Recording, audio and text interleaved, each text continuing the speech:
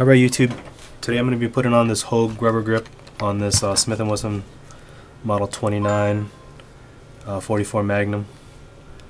If you guys have ever shot this gun before, you'll know how painful it is to shoot. The trigger guard underneath here really digs into your knuckle, and on this side the cylinder release, if you put your thumb right on that thumb rest right there, that little football shaped thing, if you put your thumb there, if you're shooting a full 44 mag, you're going to shave all the skin off your knuckle when this thing kicks back. So I'm going to try and negate some of that painfulness with shooting by putting on this Hogue rubber grip. I've used the Packmeyers and stuff before, and on my Colts, and they work pretty good, but apparently the Packmeyers don't work as good on these Smith & Wessons. So I got this Hogue rubber grip here, and it actually fits my hand pretty well. And let's see about installing it now. Let's see what else is in here.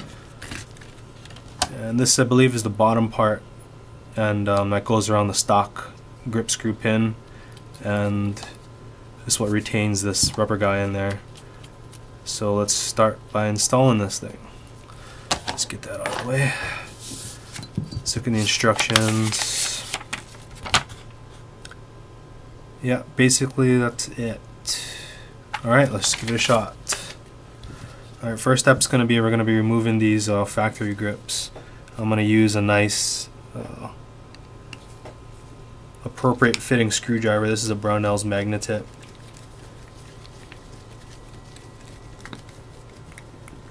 We almost got the grips off. Here we go. Stick these on the side. These are pretty nice condition, but for being from the 70s, but yeah, they're really painful to shoot with. Alright, here we go.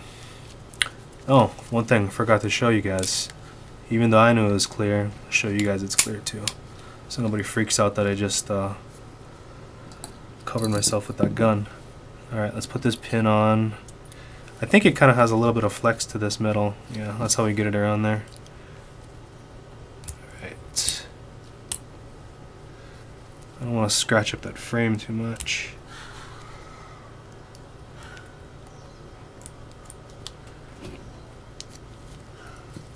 Alright. I guess I could have pushed the pin out on that one too, but that should work. Yeah, this butt plate was already a little bit scratched up. Oh well. And you can see right here there's a little bit of surface rust that was underneath the grip. I think that happened because of recoil. The top of the grip actually rubs on this a little bit, and because of that it wore away the bluing and caused a little bit of surface rust. Okay, now we're going to guide the grip on, starting from this end here.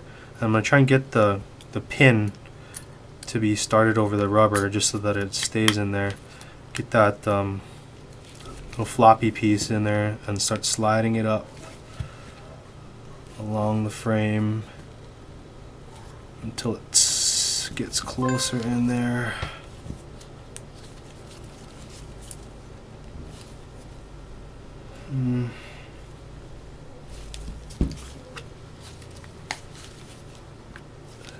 Let's see.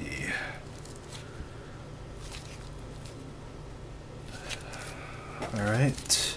Ooh, that feels good already. It's not even properly seated in there yet. You can see the little rubber flaps over there kind of bent inwards slightly, but now they're seating properly. Let me try and get this thing pressed in there good. And one thing I did read about this was not to over tighten these or the screw that's on the bottom. It doesn't really need to be like Hulk tight or anything like that, but you can see a little bit of gaps in the frame. Let me see if that goes away once I put in the screw in the bottom.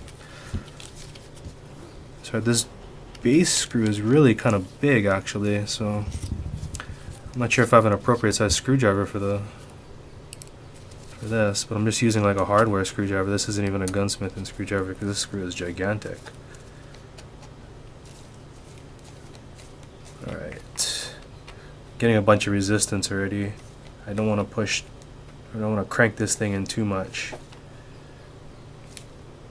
Alright, let's see how that is. coming together a little bit better on the back. I don't want to leave too many gaps over here on the back strap because of this metal. The metal exposed back strap's really gonna kick into my hand when I shoot. But wow, that feels nice. This is a really really thin, and I do like the finger grooves in there. And you can see this piece of rubber right here actually blocks a lot of that the trigger guard from hitting your finger. And where the new thumb rest position is down over here, I think that's going to be a lot better from keeping my thumbs from getting scraped up on that on this guy right over here. Because this really, if you don't get a good grip on the gun and you put your finger where it's supposed to be, it's going to scrape your knuckles and you'll be bleeding after a few shots.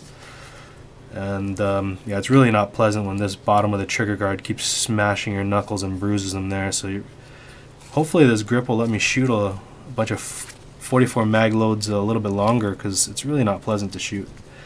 But yeah, I'll give you a range report after I head to the range with this guy. Alright guys, I'm going to try to give you a little bit of a close-up on how this thing fits in here. It's kind of hard to see with the blued steel, but you can see it fits pretty good over there. Let's check out the back strap. Try and get that to focus. See, there's a small little bit of overlap right there, but it's not really a gap. It's just that it doesn't fit exactly flush with that square back strap. You can see on the bottom over there, there's a little bit of gap right down at the bottom. But the frame fit on the top is adequate, I would say. I'd say this is as good as you're going to get with the way that this grip attaches. One thing that does kind of bug me though a little bit is if you look over here, you can see that the Monogrip Hogue logo kind of just goes right over the Smith & Wesson logo, so that's a little bit of a pet peeve. But otherwise, you can see under here, this is the under trigger guard. Fit is okay, and that the bottom screw over there. I wonder if I can tighten that a little bit more, but I really don't want to crank it on too tight. It seems like it's tight enough already.